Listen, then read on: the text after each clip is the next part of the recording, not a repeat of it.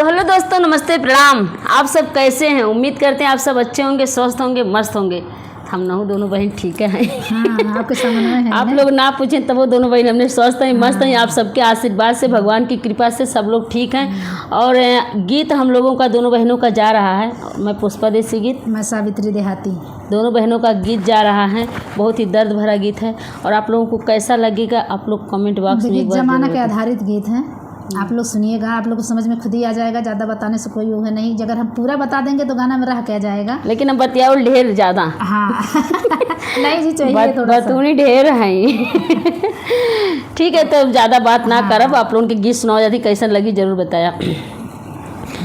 कि हे विधाता कैसन समाज हो गइल, हे विधाता कैसन समाज हो गइल, जेके आपन समझ ली उदागा बाज हो गइल, जेके आपन समझ ली उदागा बाज हो गइल।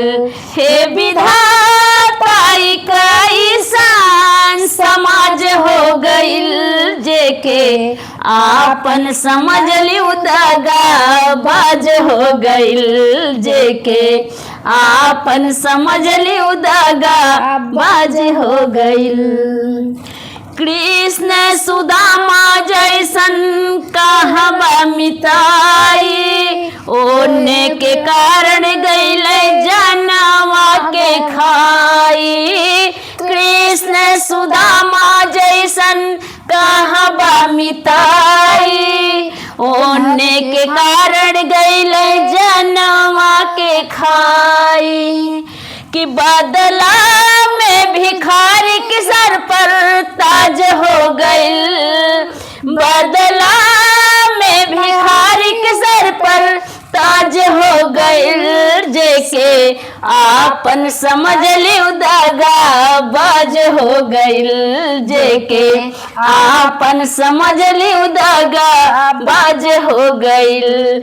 हे विधाता कैसन समाज हो गइल, हे विधाता कैसन समाज हो गइल, जेके आपन समझ ली दगा बाज हो गइल, जेके आपन समझ ली दगा बाज हो गइल। बीके पुष्पायापन मन के समझाला, केहू नहीं के अपने अपने मन के मनाला। बीके पुष्पा अपने मन के, सावित्री पुष्पा अपने मन के समझाला, केहू नहीं के अपने अपने मन के मनाला।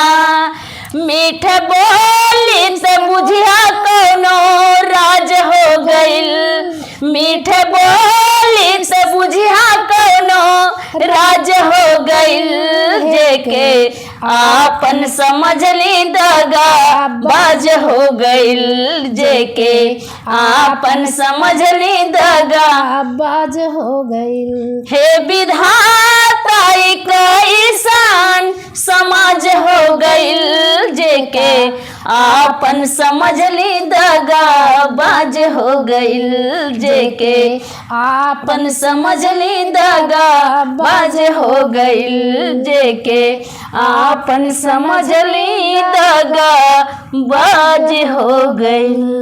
देखिए मेरे तरफ इशारा कर रही थी, मैं ऐसी नहीं हूँ, खाली इशारा नहीं, केवल बस ये गीत है, समझ लीजिए। ऐसा नहीं है, अगर दगाबाज हम लोग होते तो आज इकट्ठा नहीं होते, ऐसा समझिए मत आप लोग। ये बस गीत है।